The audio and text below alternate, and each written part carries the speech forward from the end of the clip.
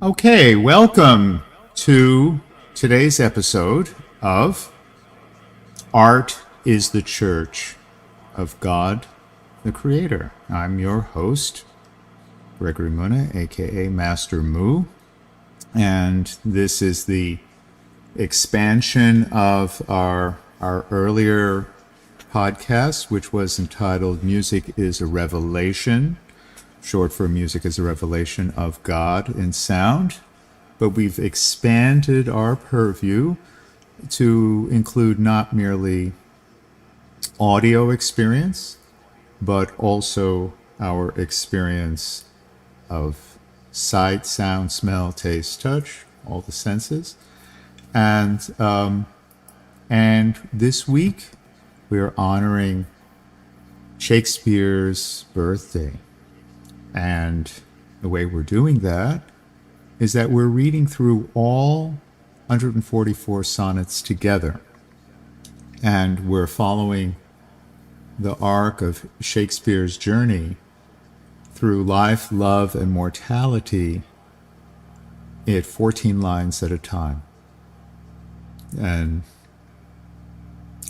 breaking those 14 lines into 3 groups of 4 and 1 group of 2. So 3 quatrains, A, B, A, B, and then the second quatrain, C, D, C, D, and then a third quatrain, E, F, E, F, in terms of the rhyme, and then the volta, the jump, the final couplet, the heroic couplet sums up the whole idea, G, G. So, and we're listening for the iambic pentameter, and we're listening for the rhymes, and we're listening for his more subtle interplay of sounds, his internal rhymes, his rhythms, the way he moves things forward and backward. And so just to briefly recap, we began from sonnet 1 through the first 20 were essentially pedagogical. Those were the so-called procreation sonnets, and in which he was simply urging the young man. We said that in the sonnets, there are 4 characters. There is the poet, who is the speaker, obviously William Shakespeare, and there is, in the beginning, the young man that he's speaking to, sometimes referred to as the fair youth. And the implied background with the fair youth is that it seems that the poet, Shakespeare, has been hired by the family of the fair youth, which is obviously a upper class family, as a kind of a mentor or a tutor. And the purpose, the family's goal, is to turn their son into the heir and the head of the dynasty. He's old enough to settle down, to get married, and to have kids. And it seems that he has been refusing to do that. He's for whatever reason is resisting marriage and fatherhood and so on. So the purpose of the poet in the first 15 poems or so is to encourage him to just accept that this is what he must do, that he must find a suitable mate, get married, have kids, and then he'll be much happier. But at some point, certainly by like the 18th sonnet before the 20th sonnet, it becomes clear that the poet is developing some actual romantic feelings for the fair youth himself. And this causes a lot of turmoil in the poet. Shakespeare was conventionally heterosexually identified. He was, he had a perfectly conventional, normal married life, husband, father. So it was, I think, surprising to him, the middle-aged poet, to suddenly have these romantic feelings for the fair youth, and he has no idea whether or not the youth shares these feelings for him. And so there's a lot of anguish and a lot of back and forth with that. And keep in mind, of course, that this was England in the 16th and early 17th century, extremely conservative Christian homophobic society. So any expression of same-sex intimacy would have had to have been kept hidden under the language. So that's why the language of the sonnets can be hard to understand on the first reading. We just have to just sort of, make our way through it. But of course, the other difficulty of the sonnets is there's 400 years difference, there's difference of vocabulary. Shakespeare was inventing a lot of his own language. And what else? I mean,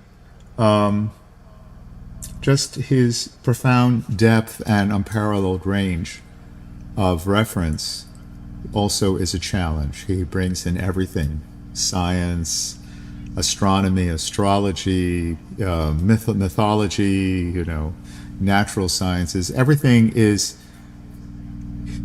part of the world of Shakespeare's sonnets. And but the main thing is his completely truthful revelation of his own emotional truth. So, and then in the course of the sonnets, we meet two other characters, which get the situation far more complex. There is the Dark Lady. There is Shakespeare's mistress, who also develops a romantic interest in the fair youth, and there's a kind of a triangle of jealousy between the three of them. And eventually that triangle becomes a quadrangle, because then there is the rival poet. And the idea of rivals for the affection of the fair youth begin all the way in the beginning. I mean, as soon as he talks about death shall not brag, whether it's death claiming the fair youth, or the Dark Lady, or the rival poet, or just society in general.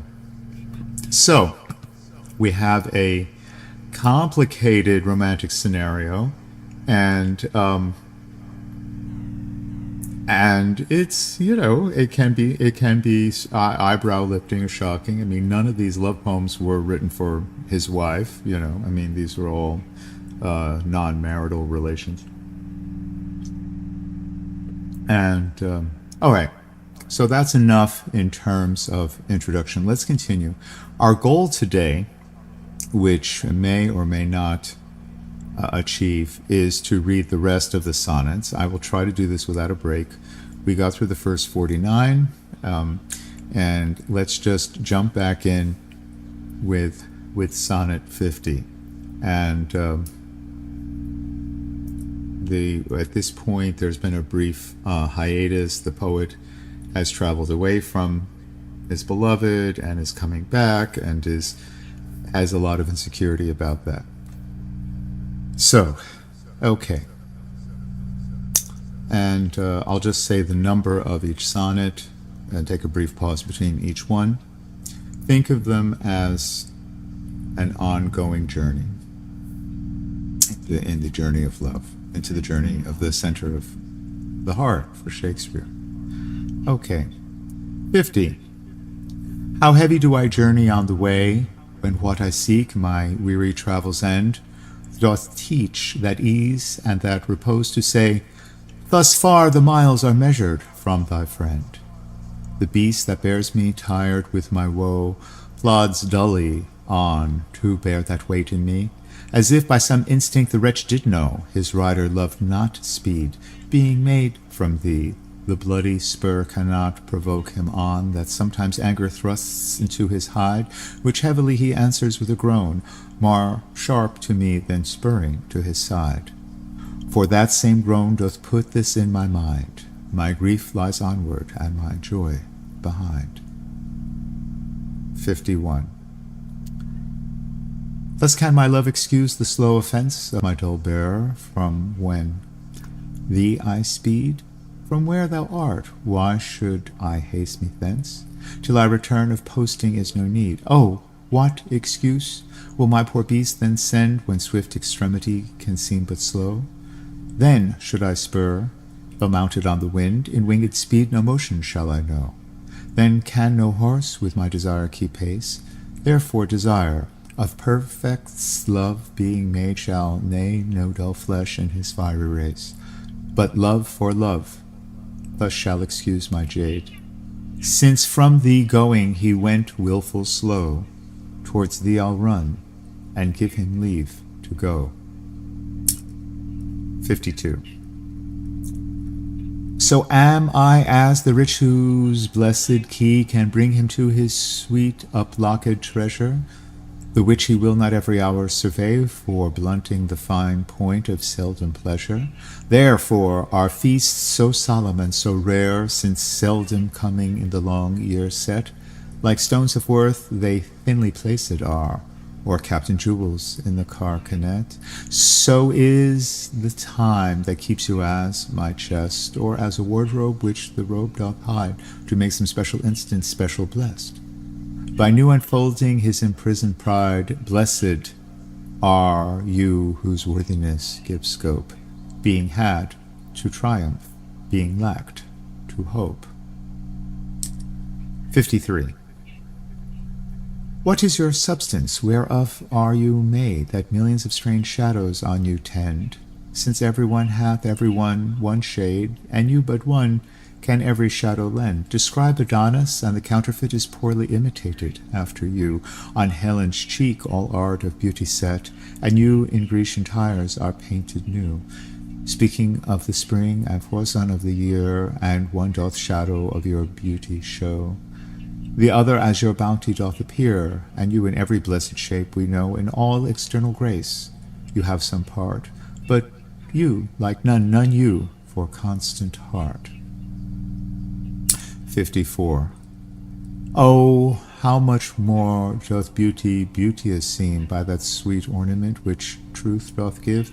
The rose looks fair, but fairer we it deem, for that sweet odor which doth in it live. The canker blooms have full as deep a dye as the perfumed tincture of the roses, hang on such thorns, and play as wantonly when summer's breath their masked buds discloses. But for their virtue only is their show, they live unwooed and unrespected fade, die to themselves. Sweet roses do not so, of their sweet deaths are sweetest odors made. And so of you, beauteous and lovely youth, when that shall vade by verse distills your truth. 55.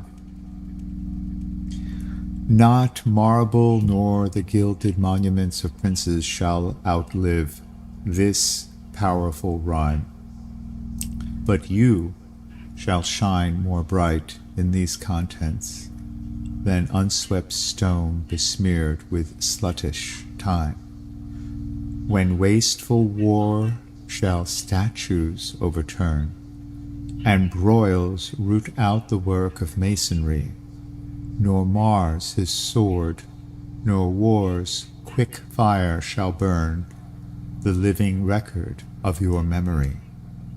'Gainst death and all oblivious enmity shall you pace forth, your praise shall still find room, even in the eyes of all posterity, that wear this world out to the ending doom. So, till the judgment that yourself arise, you live in this, and dwell in lovers' eyes. 56. Sweet love, renew thy force. Be it not said thy edge should blunter than appetite, but which but today by feeding is allayed, tomorrow sharpened in his former might. So, love, be thou, although today thou fill thy hungry eyes, even till they wink with fullness, tomorrow see again, and do not kill the spirit of love with a perpetual dullness. Let this sad interim like the ocean be, which parts the shore where two contracted new come daily to the banks, that when they see return of love, more blessed may be the view. Or call it winter, which being full of care, makes summer's welcome thrice more wished, more rare. 57.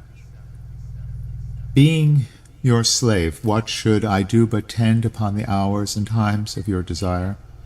I have no precious time at all to spend, nor services to do till you require, nor dare I chide the world without end hour, whilst I, my sovereign, watch the clock for you, nor think the bitterness of absent sorrow when you have bid your servant once adieu.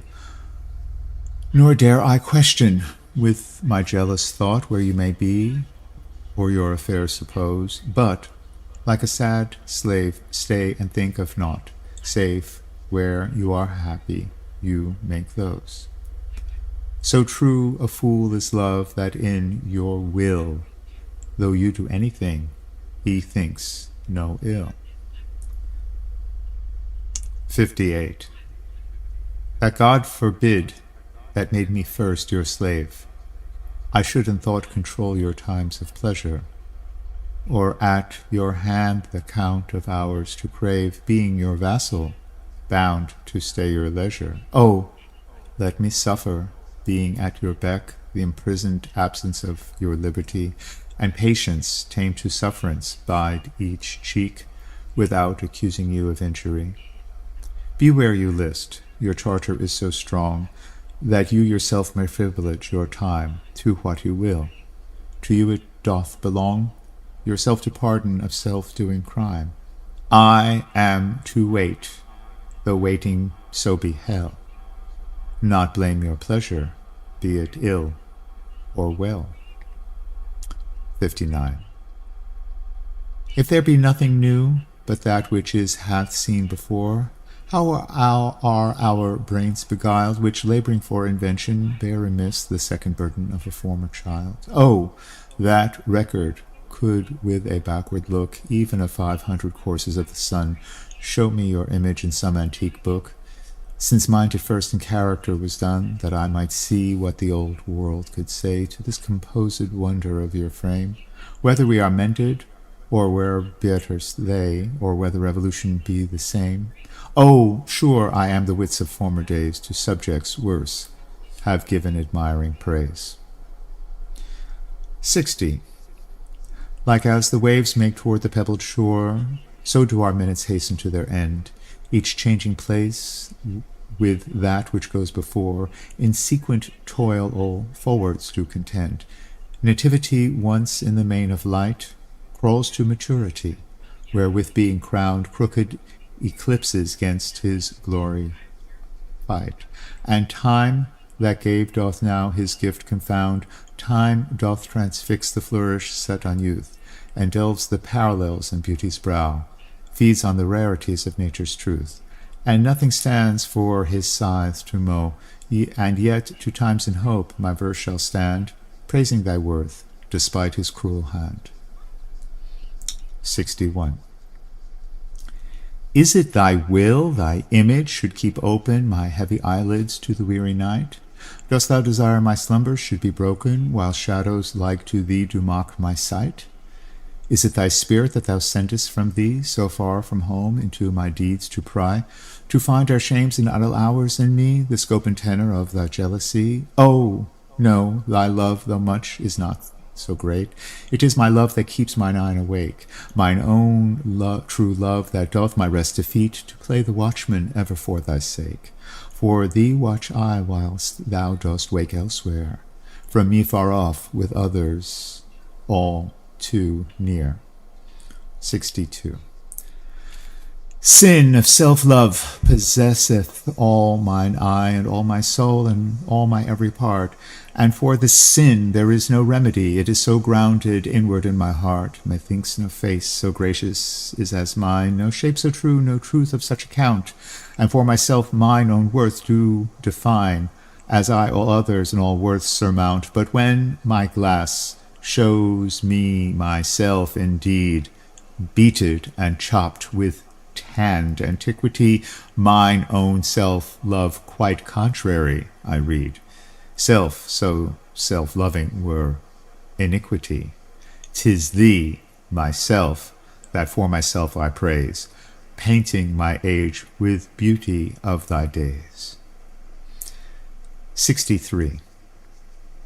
Against my love shall be as I am now, with time's injurious hand crushed and o'erworn, when hours have drained his blood and filled his brow with lines and wrinkles, when his youthful morn hath travelled unto age's steepy night, and all those beauties whereof now he's king are vanishing or vanished out of sight, stealing away the treasure of his spring.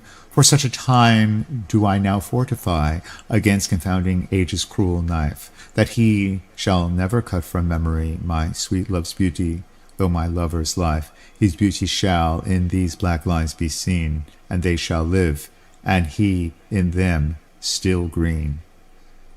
64.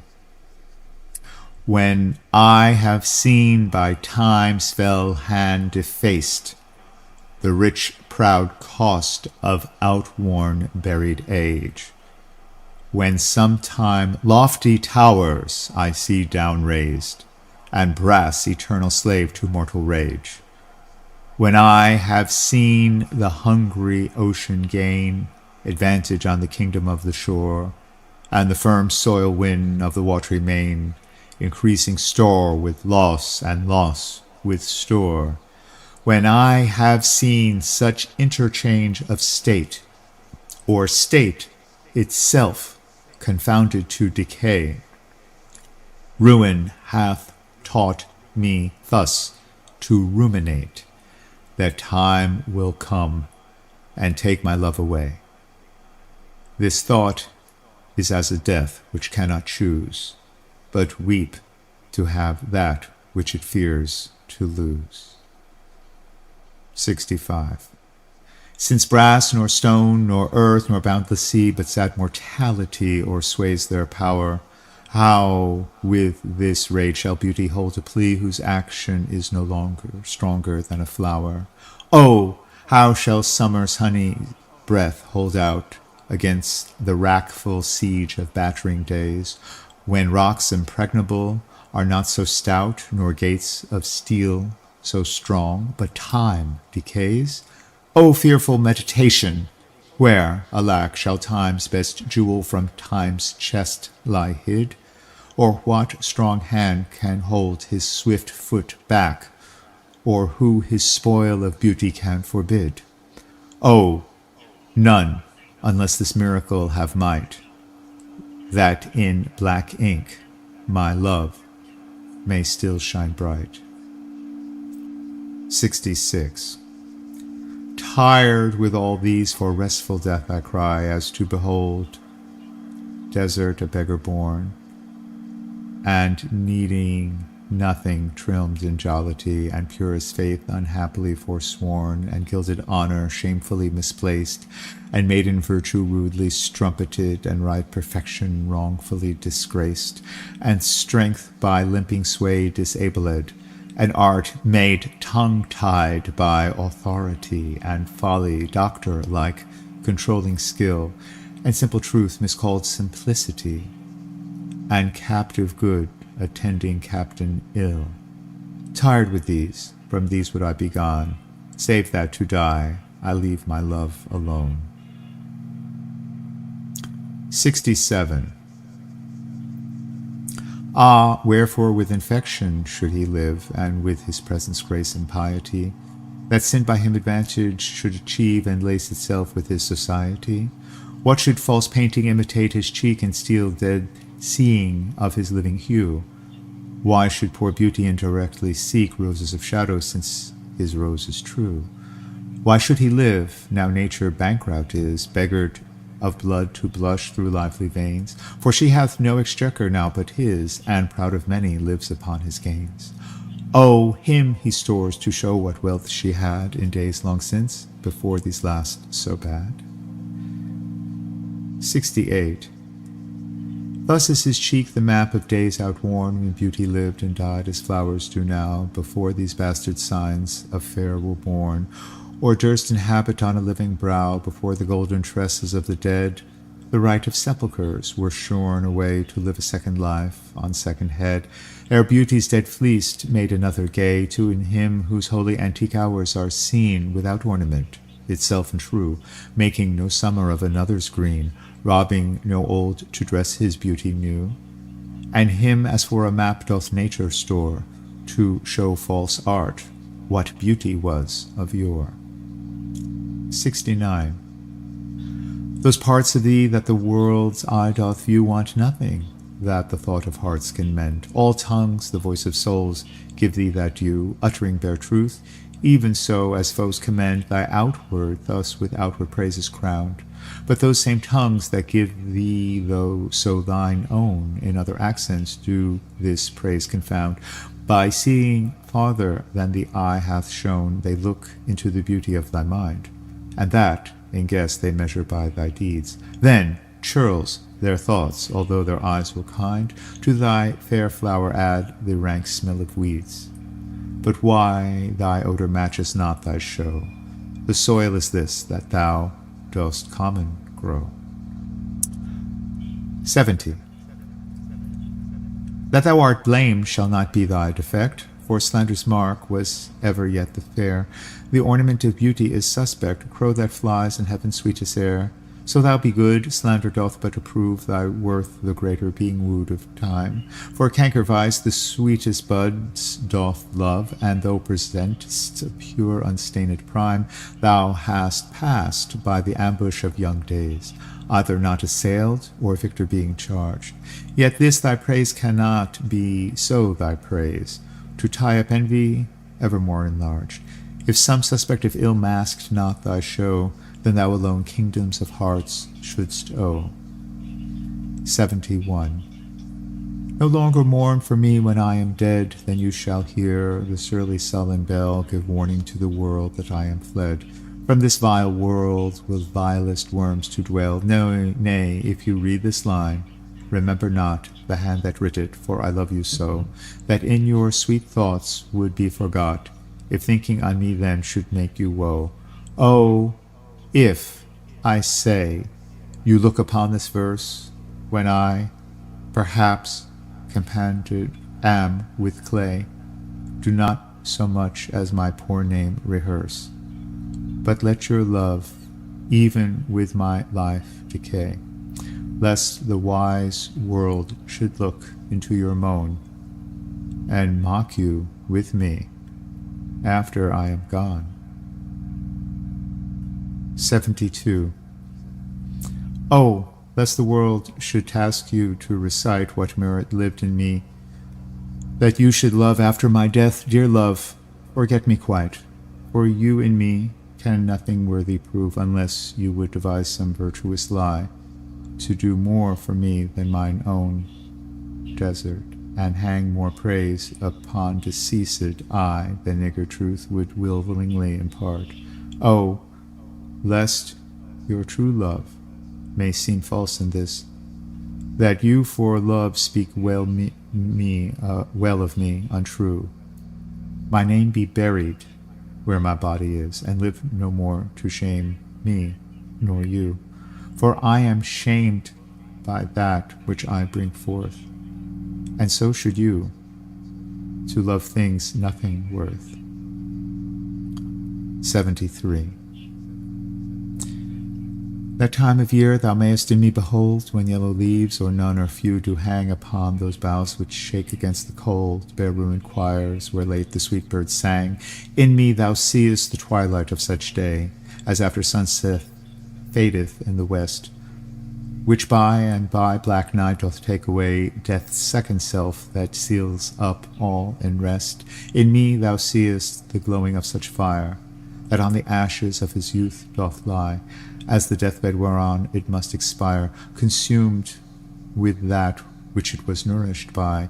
This thou perceivest, which makes thy love more strong, to love that well which thou must leave ere long. 74. But be contented that when fell arrest without all bail shall carry me away, my life hath in this line some interest, which for memorial still with thee shall stay. When thou reviewest this, thou dost review the very part was consecrate to thee. The earth can have but earth which is his due. My spirit is thine, the better part of me. So then thou hast but lost the dregs of life, the prey of worms, my body being dead, the coward conquest of a wretch's knife, too base of thee to be remembered. The worth of that is that which it contains, and that is this, and this with thee remains. 75. So are you to my thoughts as food to life, or as a sweet seasoned showers are to the ground, and for the peace of you I hold such strife, as twixt a miser and his wealth is found, now proud as an enjoyer, and anon doubting the filching age will steal his treasure, now counting best to be with you alone, then better that the world may see my pleasure, sometime all full with feasting on your sight, and by clean starved for a look, possessing or pursuing no delight, save what is, had or must from you be took. Thus do I pine and surfeit day by day, or gluttoning on all or all away. 76. Why is my verse so barren of new pride, so far from variation or quick change? Why with the time do I not glance aside to new-found methods and to compounds strange? Why write I still all one, ever the same, and keep invention in a noted weed, that every word doth almost tell my name, showing their birth and where they did proceed? Oh, no, sweet love, I always write of you, and you and love are still my argument. So all my best is dressing old words new, spending again what is already spent. For as the sun is daily new and old, so is my love, still telling what is told. 77. Thy glass will show thee how thy beauties wear, thy dial how thy precious minutes waste. The vacant leaves my mind's imprint will bear, and of this book this learning mayst thou taste. The wrinkles which thy glass will truly show, of mouthed graves will give thee memory. Thou by thy dial's shady stealth mayst know time's thievish progress to eternity. Look, what thy memory cannot contain, commit to these waste blanks, and thou shalt find those children nursed, delivered from thy brain, to take a new acquaintance of thy mind. These offices, so oft as thou wilt look, shall profit thee and much enrich thy book. 78. So oft have I invoked thee for my muse, and found such fair assistance in my verse, as every alien pen hath got my use, and under their posy disperse. Thine eyes that caught the dumb on high to sing, and heavy ignorance aloft to fly, have added feathers to the learned's wing, and given grace a double majesty. Yet be most proud of that which I compile, whose influence is thine and born of thee. In others' works thou dost mend the style, and arts with thy sweet graces graced be. But thou art all my art, and dost advance as high as learning my rude ignorance. 79. Whilst I alone did call upon thy aid, my verse alone had all thy gentle grace. But now my gracious numbers are decayed, and my sick muse doth give another place. I grant, sweet love, thy lonely argument deserves the travail of a worthier pen. Yet what of thee thy poet doth invent, he robs thee of, and pays it thee again. He lends thee virtue, and he stole that word from thy behavior. Beauty doth he give, and found it in thy cheek. He can afford no praise to thee, but what in thee doth live. Then thank him not for that which he doth say, since what he owes thee thou thyself dost pay. 80. Oh, how I faint when I of you do write, knowing a better spirit doth use your name, and in the praise thereof spends all his might, to make me tongue-tied speaking of your fame. But since your worth wide as the ocean is, the humble as the proudest sail doth bear, my saucy bark, inferior far to his, on your broad main doth wilfully appear. Your shallowest help will hold me up afloat, whilst he upon your soundless deep doth ride, or, being wracked, I am a worthless boat, he of tall building and of goodly pride. Then, if he thrive and I be cast away, the worst was this, my love was my decay. 81. Or I shall live your epitaph to make, or you survive when I in earth am rotten. From hence your memory death cannot take, although in me each part will be forgotten.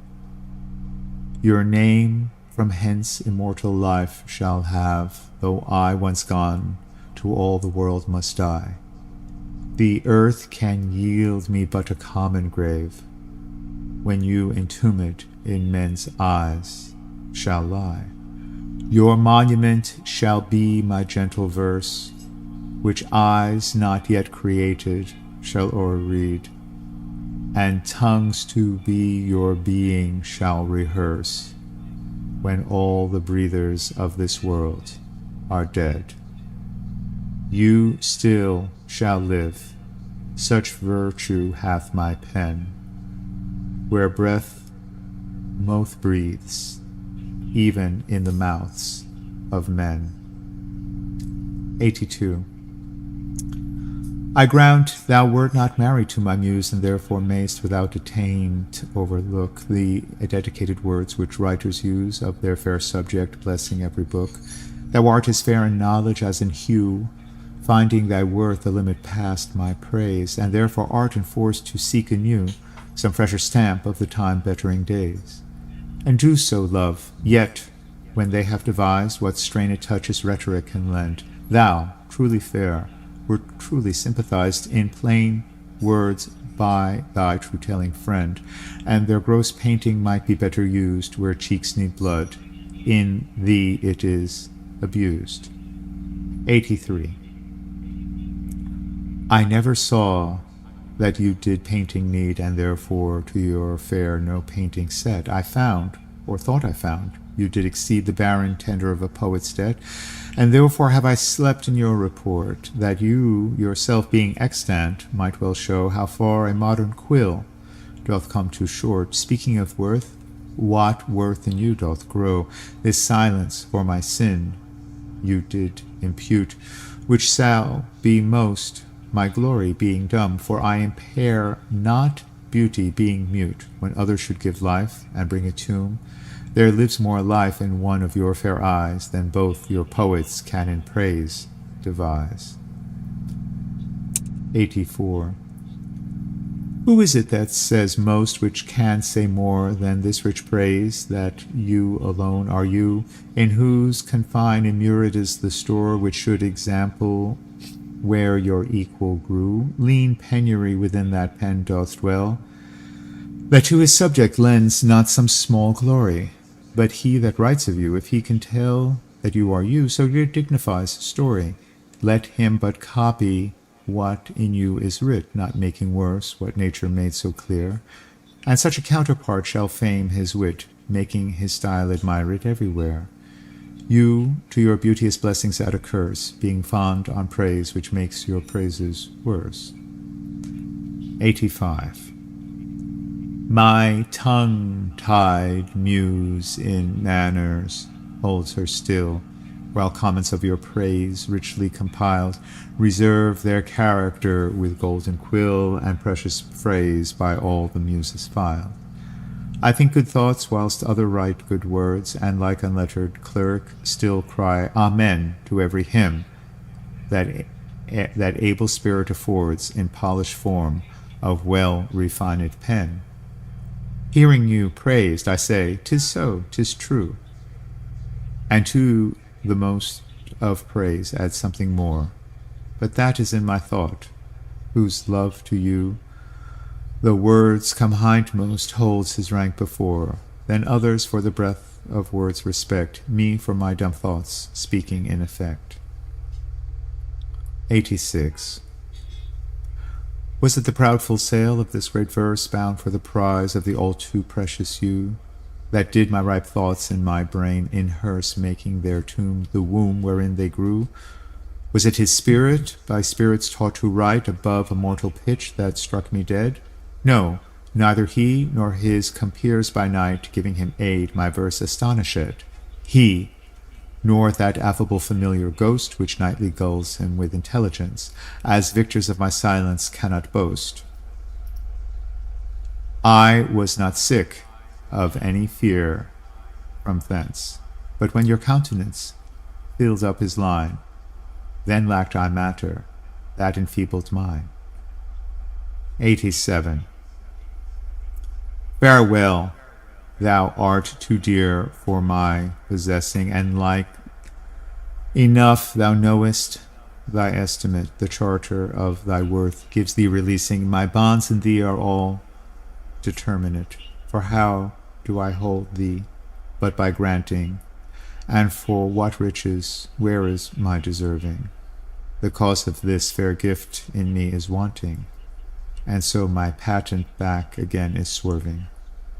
Thyself thou gavest, thy own worth then not knowing, or me to whom thou gavest, else mistaking, so thy great gift upon misprision growing comes home again, on better judgment making. Thus have I had thee, as a dream doth flatter, in sleep a king, but waking no such matter. 88. When thou shalt be disposed to set me light, and place my merit in the eye of scorn, upon thy side against myself I'll fight, and prove thee virtuous, even though thou art forsworn. With mine own weakness being best acquainted, upon thy part I can set down a story of faults concealed wherein I am attained, that thou in losing me shall win much glory. And I by this will be a gainer too, for bending all my loving thoughts on thee, the injuries that to myself I do, doing thee vantage, double vantage me. Such is my love, to thee I so belong, that for the right will myself will bear all wrong. 89. Say that thou didst forsake me for some fault, and I will comment upon that offence. Speak of my lameness, and I straight will halt against thy reasons, making no defence.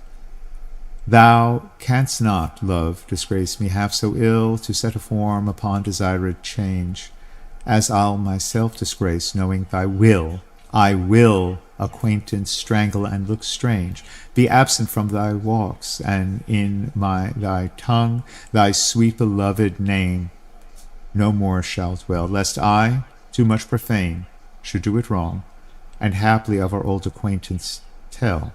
For thee against myself I'll vow debate, for I must ne'er love him thou dost hate.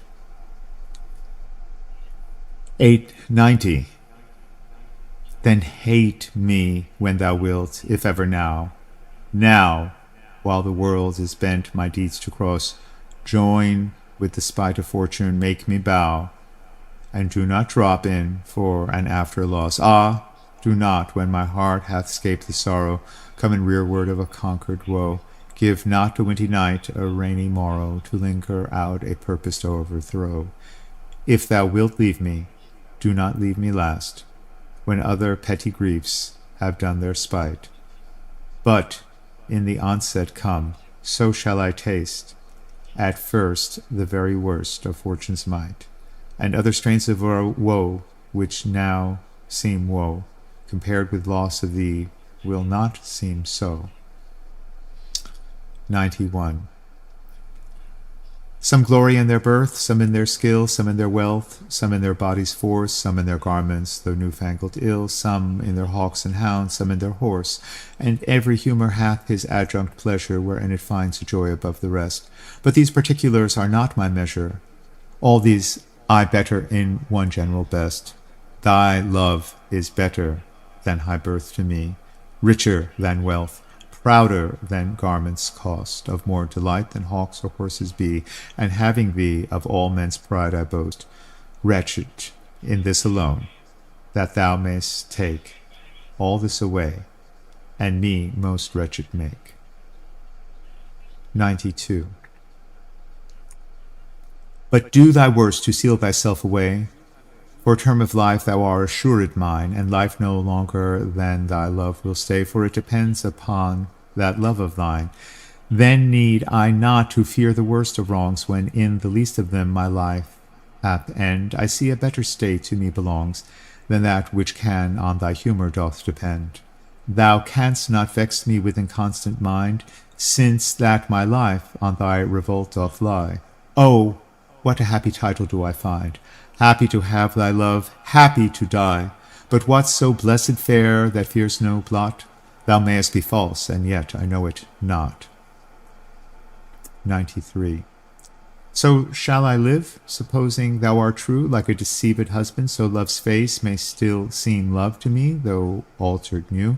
Thy looks with me, thy heart in other place, for there can live no hatred in thine eye. Therefore in that I cannot know thy change. In many's looks the false heart's history is writ in moods and frowns and wrinkles strange.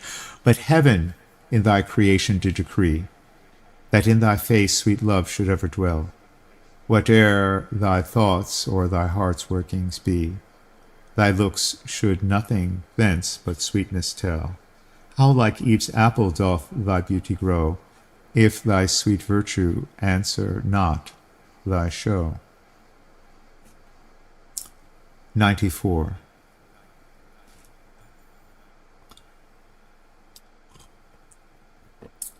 They that have power to hurt and will do none, that do not do the thing they most do show, who, moving others, are themselves a stone, unmoved, cold, and to temptation slow, they rightly do inherit heaven's graces, and husband nature's riches from expense. They are the lords and owners of their faces, others but stewards of their excellence. The summer's flower is to the summer sweet, though to itself it only live and die. But if that flower with base infection meet, the basest weed outbraves his dignity. For sweetest things turn sourest by their deeds. Lilies that fester smell far worse than weeds. 95. How sweet and lovely dost thou make the shame, which, like a canker in the fragrant rose, doth spot the beauty of thy budding name. Oh, in what sweets dost thou thy sins enclose, that tongue that tells the story of thy days, making lascivious comments on thy sport, cannot dispraise, but in a kind of praise, naming thy name blesses an ill report. Oh, what a mansion have those vices got, which for their habitation chose out thee, where beauty's veil doth cover every blot, and all things turn to fair that eyes can see. Take heed, dear heart, of this large privilege. The hardest knife ill use doth lose his edge. 96.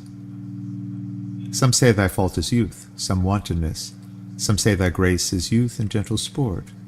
Both grace and false are loved of more or less. Thou makest false graces that to thee resort, as on the finger of a throned queen the basest jewel will be well esteemed. So are those errors that in thee are seen, to truths translated and for true things deemed. How many lambs might the stern wolf betray, if like a lamb he could his looks translate? How many gazers mightst thou lead away, if thou wouldst use the strength of all thy state? But do not so. I love thee in such sort, as, thou being mine is thy good report. 97. How like a winter hath my absence from thee the pleasure of the fleeting year? What freezings have I left? What dark days seen, what old December's bareness everywhere, and yet this time removed with summer's time, the teeming autumn, big with rich increase, bearing the wanton burden of the prime, like widowed wombs after their lord's decease. Yet this abundant issue seemed to me but hope of orphans and unfathered fruit, for summer and his pleasures wait on thee, and thou away, the very birds are mute. Or if they sing, 'tis with so dull a cheer that leaves look pale, dreading the winter's near. 98. From you I have been absent in the spring, when proud-pied April, dressed in all his trim, hath put a spirit of youth in everything. That heavy Saturn laughed and leaped with him. Yet nor the lace of birds, nor the sweet smell of different flowers in odor and in hue could make me any summer story tell, or from their proud lap pluck them from where they grew. Nor did I wonder at the lilies white, nor praise the deep vermilion in the rose. They were but sweet, but figures of delight, drawn after you, you pattern all of those. Yet steamed it winter still, and you away, as with your shadow I with these play. 99. The forward violet thus did I chide, Sweet thief, whence didst thou steal thy sweet that smells, if not from thy love's breath, the purple pride which on thy soft cheek for complexion dwells, in my love's veins thou hast too grossly dyed? The lily I condemned for thy hand, and buds of marjoram had stolen thy hair. The roses fearfully on thorns did stand, one blushing shame, another white despair. A third, nor red nor white, had stolen of both, and to his robbery had annexed thy breath. But for his theft, in pride of all his growth, a vengeful canker ate him up to death. More flowers I noted, yet none could I see, but sweet or color it had stolen from thee. 100. Where art thou, Muse, that thou forget'st so long to speak of that which gives thee all thy might? Spend'st thou thy fury on some worthless song, darkening thy power to lend base subjects light? Return, forgetful Muse, and straight redeem in gentle numbers time so idly spent. Sing to the ear that doth thy lays esteem, and gives thy pen both skill and argument. Rise, resty Muse, my love's sweet face survey, if time have any wrinkle graven there, if any. Be a satire to decay, and make time's spoils despise it everywhere. Give my love fame faster than time wastes life, so thou prevent'st his scythe and crooked knife. 101.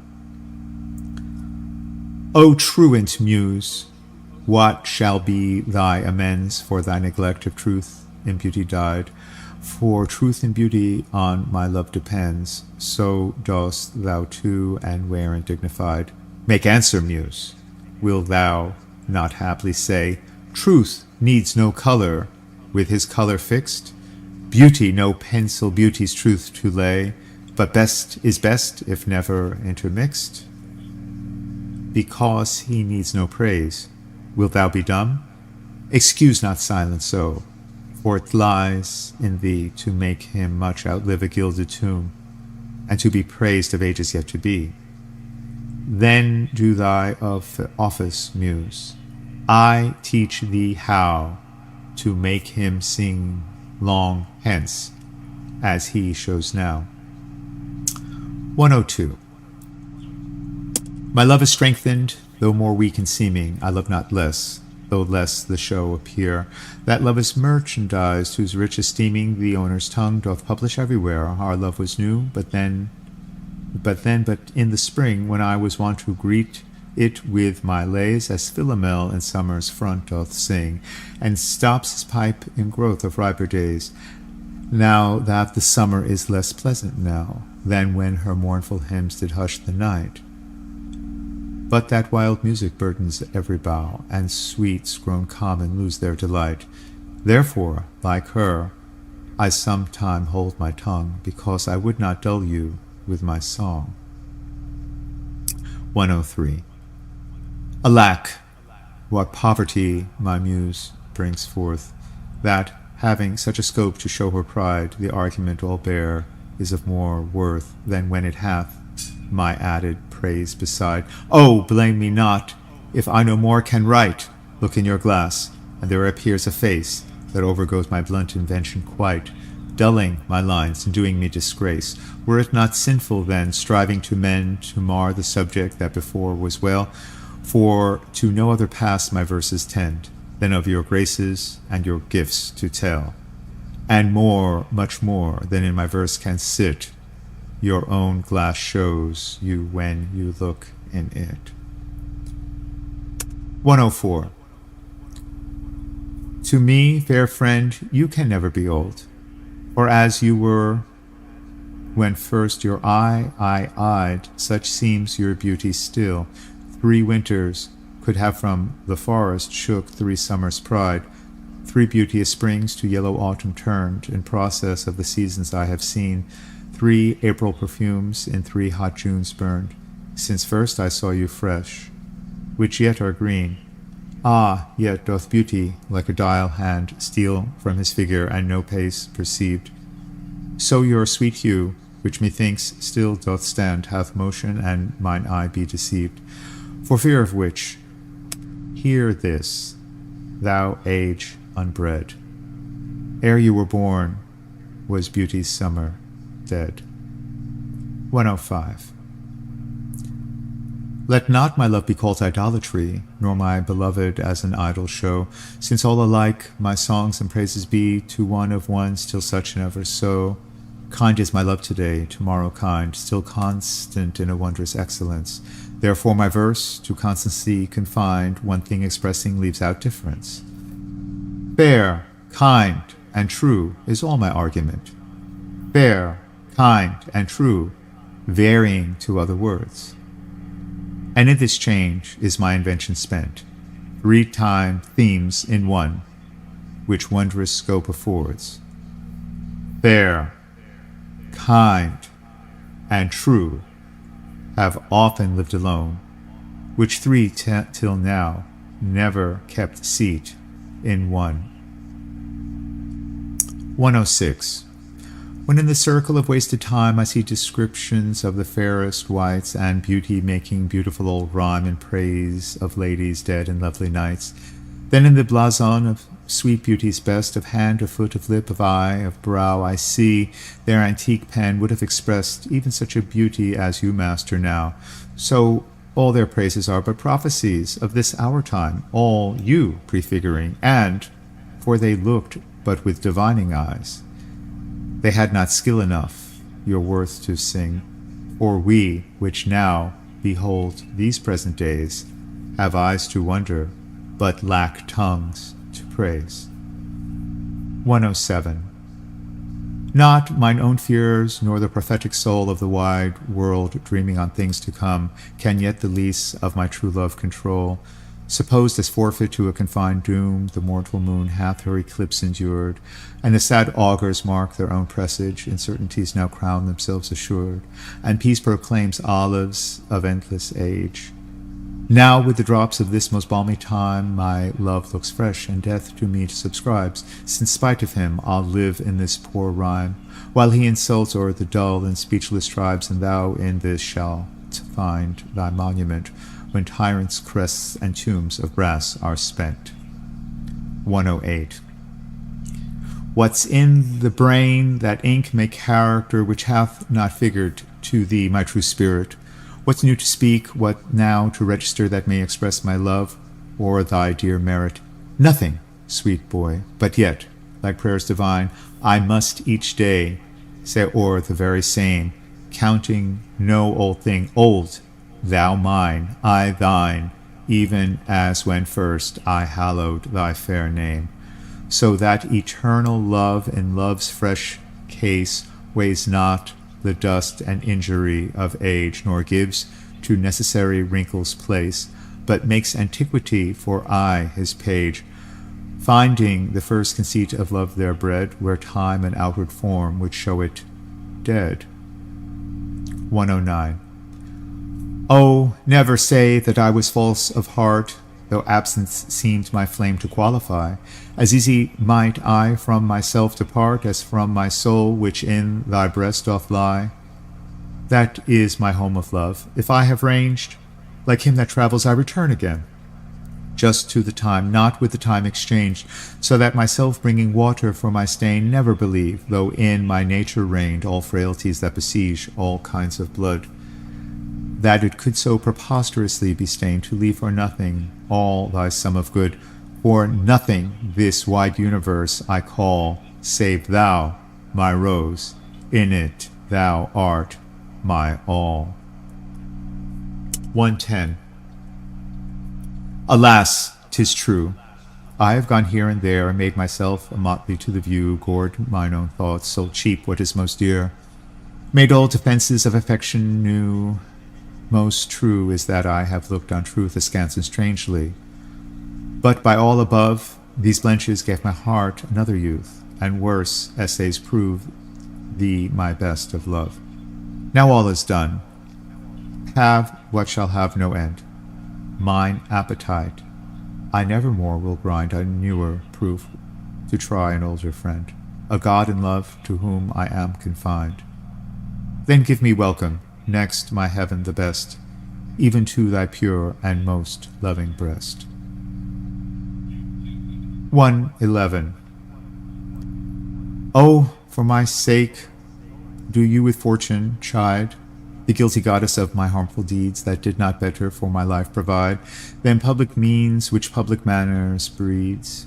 Then comes it that my name receives a brand, and almost thence my nature is subdued to what it works in, like the dyer's hand. Pity me, then, and wish I were renewed, whilst, like a willing patient, I will drink potions of Isle against my strong infection.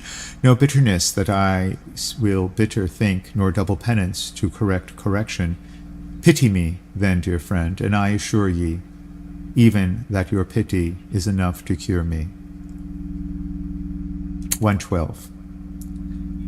Your love and pity doth impression fill, which vulgar scandal stamped upon my brow. For what care I who calls me well or ill, so you or green my bad, my good allow?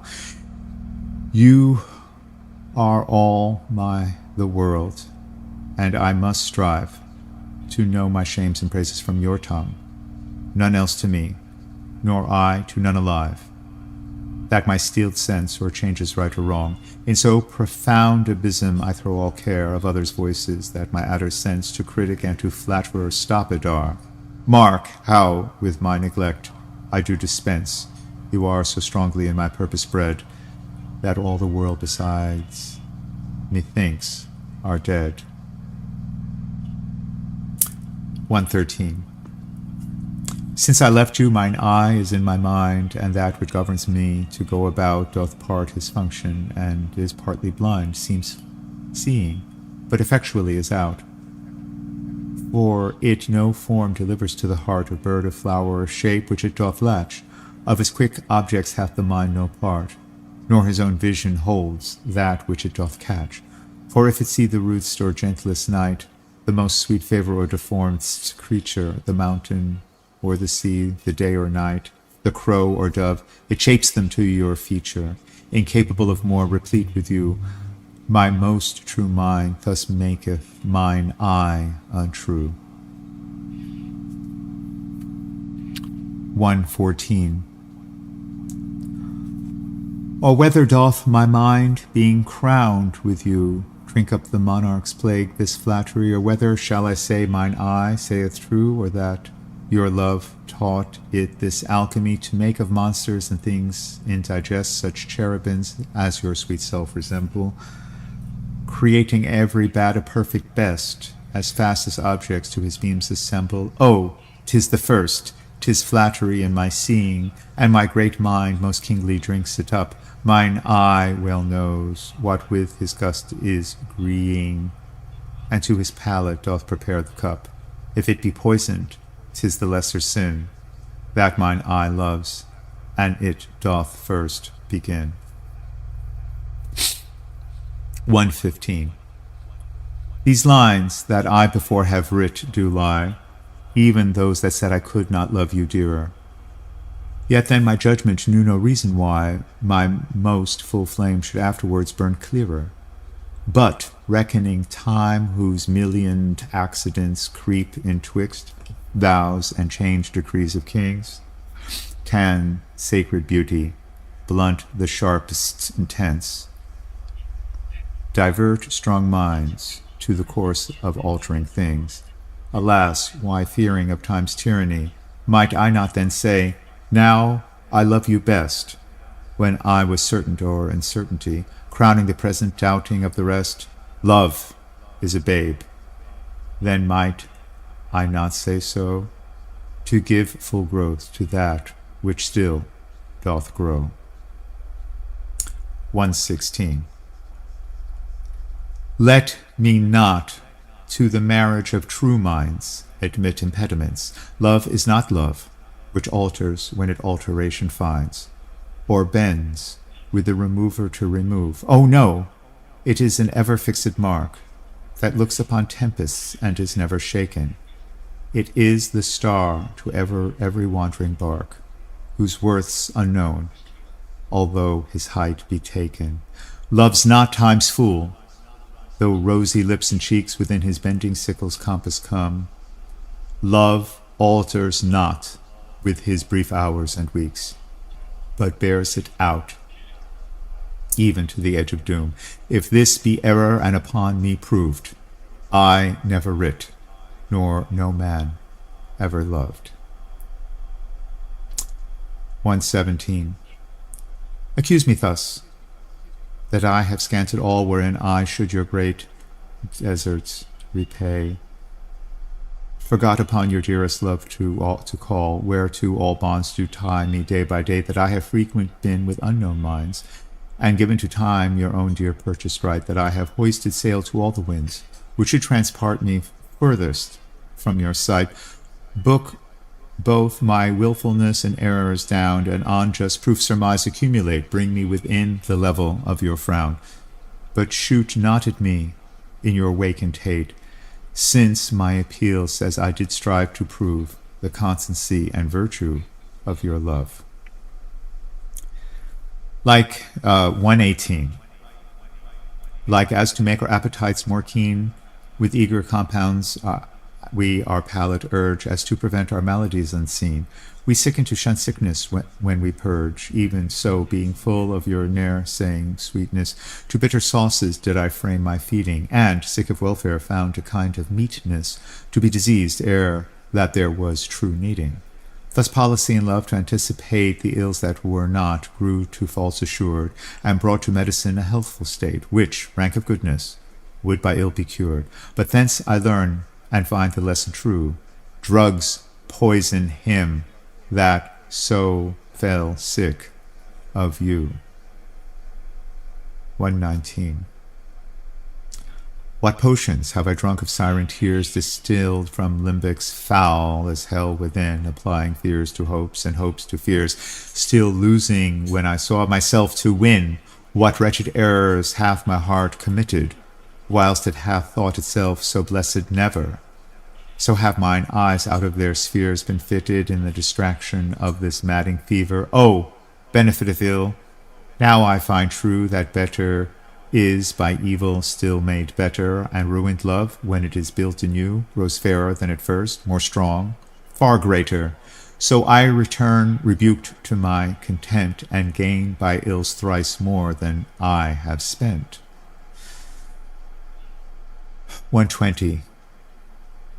That you were once unkind befriends me now, and for that sorrow which I then did feel, needs must I under my transgression bow, unless my nerves were brass or hammered steel. For if you were by my unkindness shaken, as I by yours, you've passed a hell of time, and I, a tyrant, have no leisure taken to weigh how once I suffered in your crime.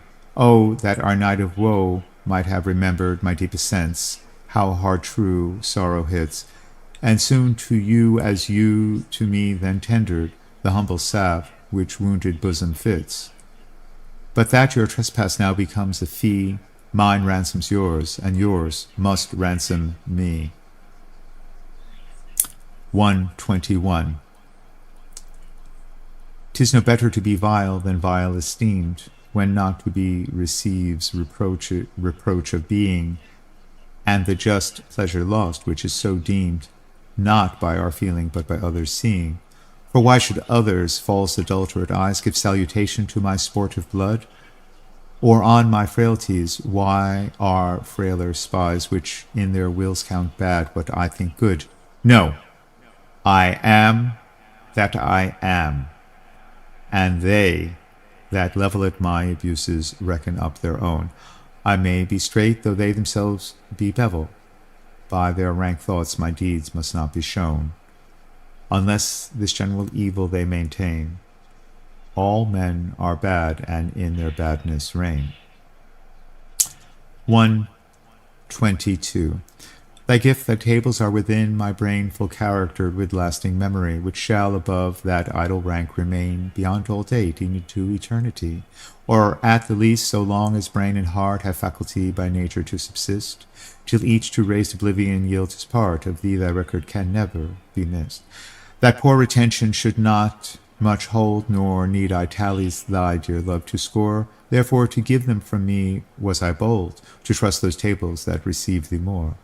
To keep an adjunct to remember thee were to import forgetfulness in me. 123. No, time, thou shalt not boast that I do change. Thy pyramids built up with newer might, to me are nothing novel, nothing strange, they are but dressings of a former sight. Our dates are brief, and therefore we admire what thou dost foist upon us that is old, and rather make them born to our desire than think that we before have heard them told.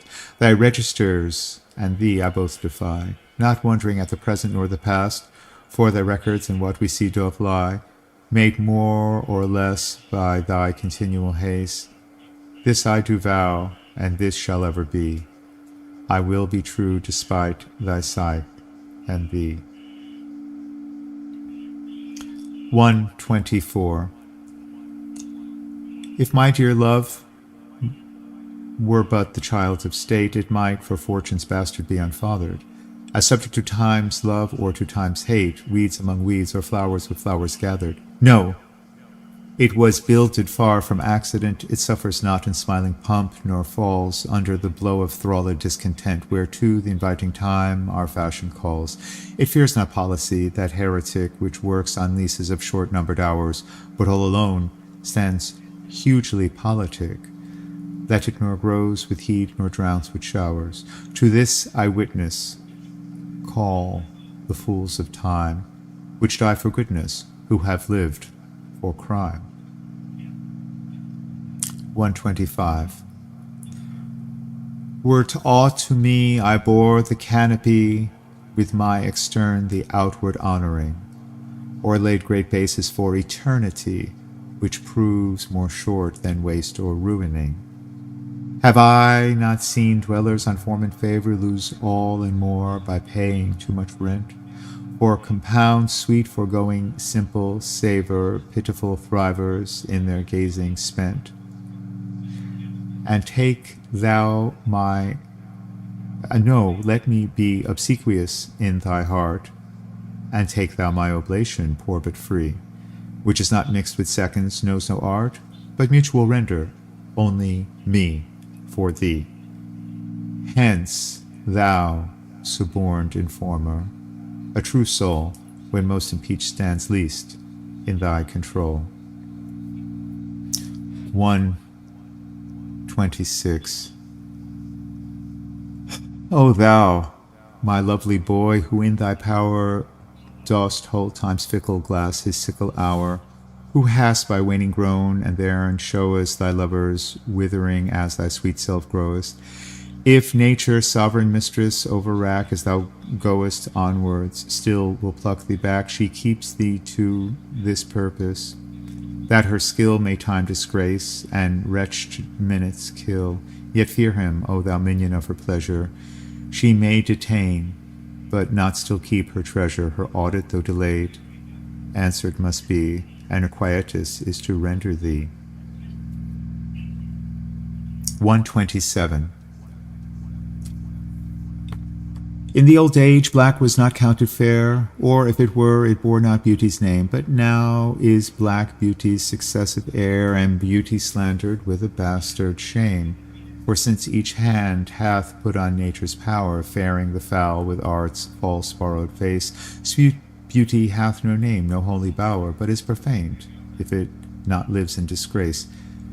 Therefore my mistress's eyes are raven black, her eyes so suited, and they mourners seem, as such who, not born fair, no beauty lack, slandering creation with a false esteem. Yet so they mourn, becoming of their woe, that every tongue says beauty should look so. 128. How oft, when thou my music played upon that blessed wood whose motion sounds, with thy sweet fingers, when thou gently swayest the wiry concord that mine ear confounds, do I envy those jacks that nimble leap to kiss the tender inward of thy hand, whilst my poor lips, which should have with that harvest reap, at the wood's boldness by thee blushing stand.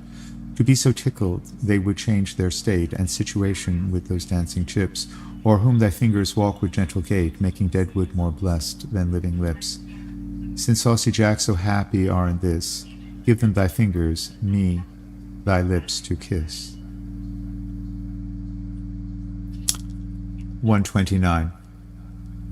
The expensive spirit in a waste of shame is lust in action, till action, lust is perjured, murderous, bloody, full of blame, savage, extreme, rude, cruel, not to trust, enjoyed no sooner, but despised straight, past reason hunted, and no sooner had, past reason hated, as a swallowed bait, on purpose laid to make the taker mad, mad in pursuit and in possession so, had, having, and in quest to have extreme, a bliss and proof and proved a very woe, before a joy proposed, behind a dream.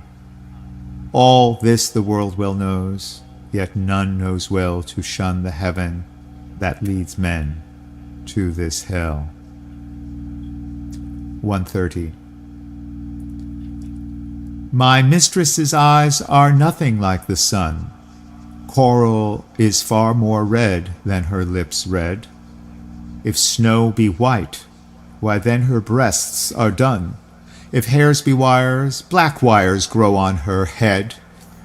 I have seen roses damasked red and white, but no such roses see I in her cheeks. And in some perfumes there is more delight than in the breath that from my mistress reeks.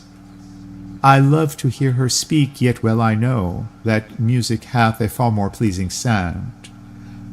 I grant I never saw a goddess go. My mistress, when she walks, treads on the ground. And yet, by heaven, I think my love as rare as any she belied with false compare. 131. Thou art as tyrannous, so as thou art, as though whose beauties proudly make them cruel. For well thou knowest, to my dear doting heart, thou art the fairest and most precious jewel. Yet in good faith some say that thee behold thy face hath not the power to make love groan. To say they err, I dare not be so bold, although I swear it to myself alone. And to be sure that is not false, I swear 1,000 groans, but thinking on thy face, on one on another's neck do witness bear. Thy black is fairest in my judgment's place. In nothing art thou black, save in thy deeds. And thence this slander, as I think, proceeds. 132. Thine eyes I love, and they, as pitying me, know thy heart torment me with disdain.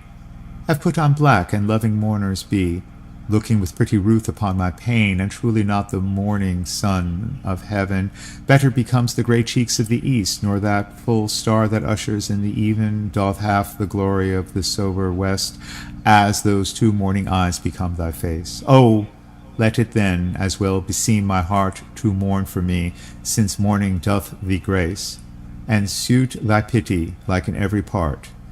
Then will I swear beauty herself is black, and all they foul that thy complexion lack. 133. Beshow the heart that makes my heart to groan, for that deep wound it gives my friend and me. It is not enough to torture me alone, but slave to slavering my sweetest friend must be. Me from myself thy cruel eye hath taken, and my next self thou harder hast engrossed. Of him, myself, and thee I am forsaken, O torment thrice threefold to be crossed. Prison my heart in thy steel bosom's ward, but then my friend's heart let my poor heart bail. Whoe'er keeps me, let my heart be his guard. Thou canst not then use rigor in my jail. And yet thou wilt, for I, being pent in thee, perforce am thine, and all that is in me. 134. So now I have confessed, he is thine, and I myself am mortgaged to thy will. Myself I'll forfeit, so that other mine thou wilt restore to be my comfort still, but thou wilt not, nor he will not be free, for thou art covetous, and he is kind. He learned, but surety-like, to write for me under that bond, that him as fast off bind.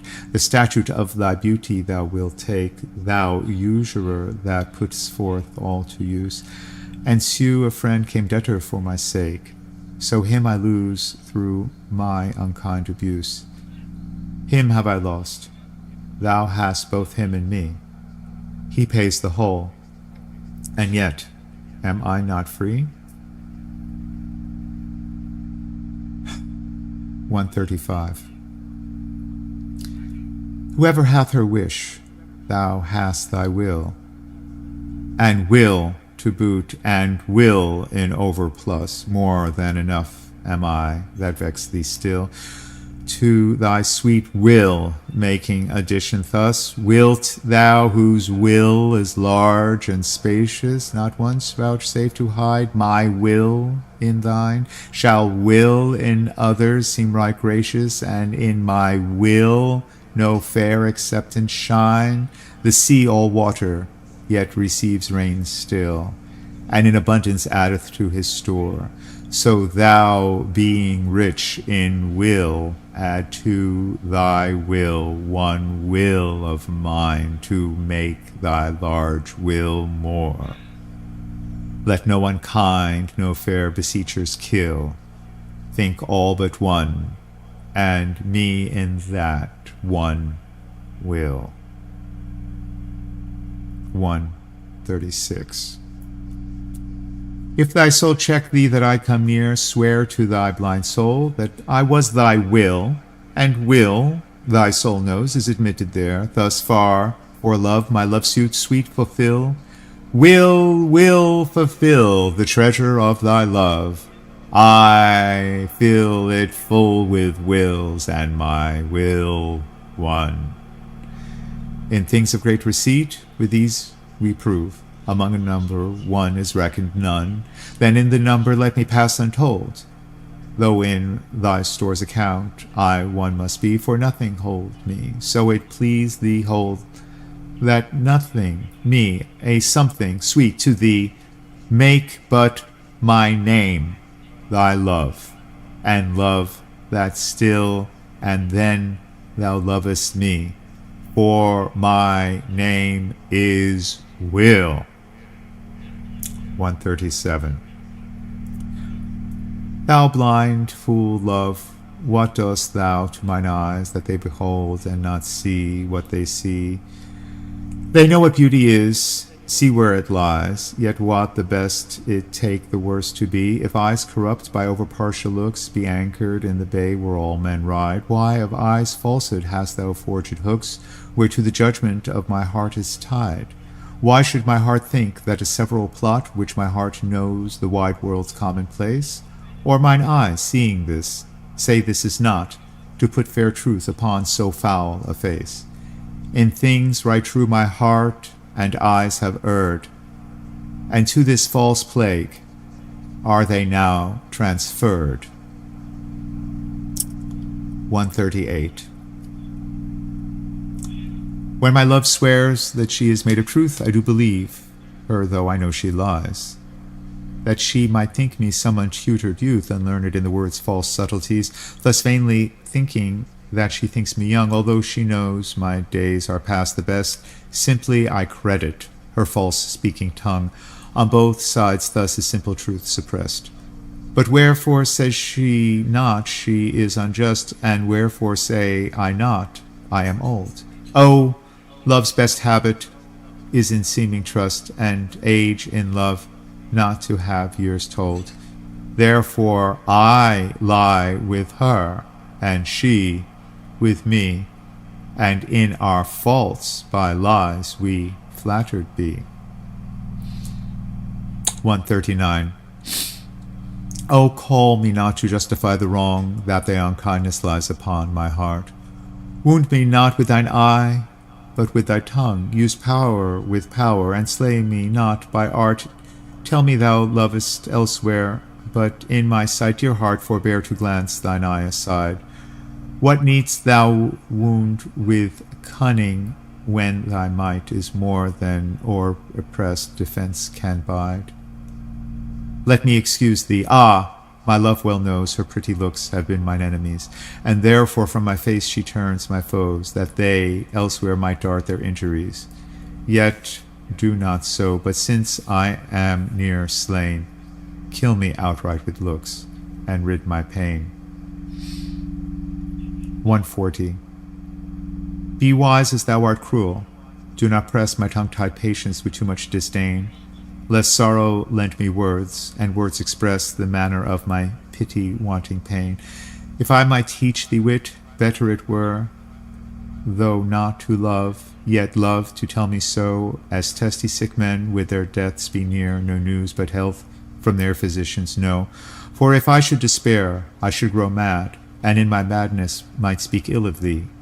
Now this ill-resting world is grown so bad, mad slanderers by mad ears believe it be, that I may not be so, nor thou belied, bear thine my eyes straight, though thy proud heart go wide. 141. In faith, I do not love thee with mine eyes, for they in thee 1,000 errors note. But 'tis my heart that loves what they despise, who in despite of you is pleased to dote. Nor are mine ears with thy tongue's tune delighted, nor tender feeling to base touches prone, nor taste nor smell desire to be invited to any sensual feast with thee alone. But my 5 wits, nor my 5 senses can dissuade one foolish heart from serving thee, who leaves unswayed the likeness of a man thy proud heart's slave and vassal wretch to be. Only my plague thus far I count my gain, that she that makes me sin awards me pain. 142. Love is my sin, and thy dear virtue hate. Hate of my sin grounded on sinful loving. Oh, but with mine compare thou thine own state, and thou shalt find its merits not reproving, or if it do, not from the lips of mine that have profaned their scarlet ornaments, and sealed false bonds of love as oft as mine, robbed others' beds, revenues of their rents.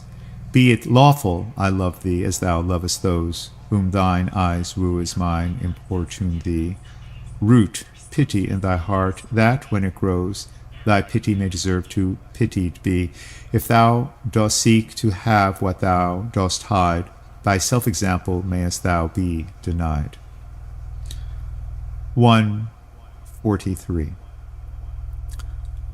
Lo, as a careful housewife runs to catch one of her feathered creatures broke away, sets down her babe, and makes all switch dispatch in pursuit of the thing she would have stay, whilst her neglected child holds her in chase, cries to catch her whose busy care is bent to follow that which flies before her face, not prizing her poor infant's discontent.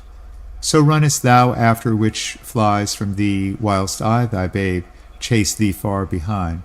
But if thou catch thy hope, turn back to me, and play the mother's part. Kiss me, be kind, so will I pray that thou mayest have thy will, if thou turn back, and my loud crying still. 144. Two loves I have of comfort and despair, which like two spirits do suggest me still. The better angel is a man right fair, the worser spirit a woman colored ill. To win me soon to hell, my female evil tempteth my better angel from my side, and would corrupt my saint to be a devil, wooing his purity with her foul pride. And whether that my angel be turned fiend, suspect I may, yet not directly tell.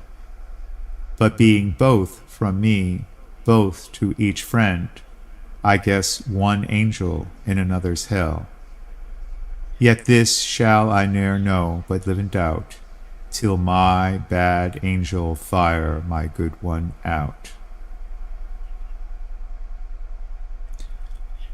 145. Those lips that love's own hand did make breathe forth the sound that said I hate to me that languished for her sake. But when she saw my woeful state, straight in her heart did mercy come, chiding that tongue that ever sweet was used in giving gentle doom, and taught it thus to greet, anew to greet. I hate, she altered, with an end, that followed it as gentle day, doth follow night, who like a friend from heaven to hell is flown away. I hate, from hate away she threw, and saved my life, saying, not you. 146. Poor soul, the centre of my sinful earth, pressed with these rebel powers that thee array, why dost thou pine within and suffer dearth, painting that outward wall so costly gay? Why so large a cost, having so short a lease, dost thou upon thy fading mansion spend? Shall worms, inheritors of this excess, eat up thy change? Is this thy body's end? Then, soul, live thou upon thy servant's loss, and let that pine to aggravate thy store. By terms divine in selling hours of dross, within be fed, without rich no more. So shalt thou feed on death that feeds on men, and death, once dead, there's no more dying then. 147. My love is as a fever longing still for that which longer nurseth the disease, feeding on that which doth preserve the ill, the uncertain sickly appetite to please. My reason, the physician to my love, angry that his prescriptions are not kept, hath left me, and I desperate now approve. Desire is death, which physic did not accept. Past cure I am, now reason is past care. And frantic mad, with evermore unrest, my thoughts and my discourse, as a madman's are, at random from the truth vainly expressed, for I have sworn thee fair, and thought thee bright, who are as black as hell, as dark as night. 148. O me, what eyes hath love put in my head, which have no correspondence with true sight, or if they have, where is my judgment fled, that censures falsely that thou seer right? If that be fair, whereupon my false eyes dote, what means the world to say it not so? If it be not, then love doth well denote love's eye is not so true as all men's know. How can it, oh, how can love's eye be true, that is so vexed with watching, with tears? No marvel then though I mistake my view. The sun itself sees not till heaven clears. O cunning love, with tears thou keepest me blind, lest eyes well seeing thy foul faults should find. 149. Canst thou, O cruel, say I love thee not, when against myself with thee partake? Do I not think on thee when I forgot, am of myself all tyrant for thy sake?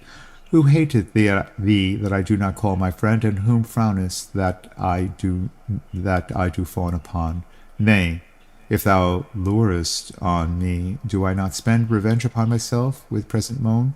What merit do I in my self-respect, that is so proud in thy service to despise, when all my best doth worship thy defect, commanded by the motion of thine eyes? But love, hate on, for now I know thy mind, those who can see thou lovest, and I am blind. 150. Oh, from what power hast thou this powerful might with insufficiency my heart to sway, to make me give the lie to my true sight, and swear that brightness doth not grace the day? Whence hast thou this becoming of things ill, that in very refuse of thy deeds there is such strength and warranties of skill, that in my mind thy worst all best exceeds? Who taught thee how to make me love thee more, the more I hear and see just cause of hate? Although I love what others do abhor, with others thou shouldst not abhor my state. If thy unworthiness raise love in me, more unworthy I to be loved of thee. 151. Love is too young to know what conscience is, yet who knows not conscience is born of love? Then, gentle cheater, urge not my amiss, less guilty of my faults thy sweet self prove, for thou, betraying me, I do betray my nobler part to my gross body's reason. My soul doth tell my body that he may triumph in love. Flesh stays no farther reason, but rising at thy name, doth point out thee as his triumphant prize. Proud of his pride, he is contented thy poor drudge to be, to stand in thy affairs, fall by thy side. No want of conscience holds it that I call her love, for whose dear love I rise and fall. 152. In loving thee thou knowest I am forsworn, but thou art twice forsworn. To me love swearing. In act thy bed vow broke, and new faith torn, in vowing new hate after new love bearing. But why of two oaths breached do I accuse thee? When I break 20, I am perjured most. And for all my vows are oaths, but to misuse thee, and for all my honest faith is in thee is lost. For I have sworn deep oaths of thy deep kindness, oaths of thy love, thy truth, thy constancy, and to enlighten thee gave eyes to blindness, or made them swear against the thing to see. For I have sworn thee fair, more perjured I, to swear against the truth so foul a lie. 153. Cupid laid by his brand and fell asleep. A maid of Dian's this advantage found, and his love's kindling fire did quickly steep in a cold valley fountain of that ground, which borrowed from this holy fire of love a dateless lively heat still to endure, and drew a seething bath which men can prove against strange maladies, a foreign cure. But at my mistress's eye, love's brand new fired, the boy for trial needs would touch my breast. I, sick withal, the help of bath desired, and thither hied a sad distempered guest, but found no cure. The bath for my help lies where Cupid got new fire, my mistress's eyes. 154.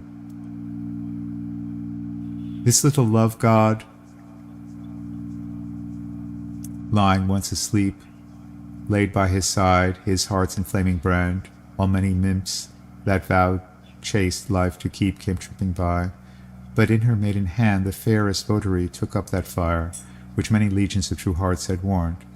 And so the general hot desire was sleeping by a virgin hand disarmed.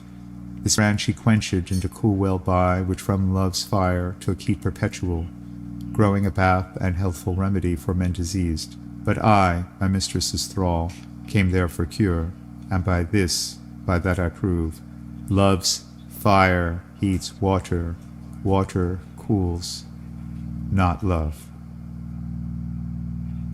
And we might as well read the two variants of Sonnets 138 and 144, just in the sake of completeness.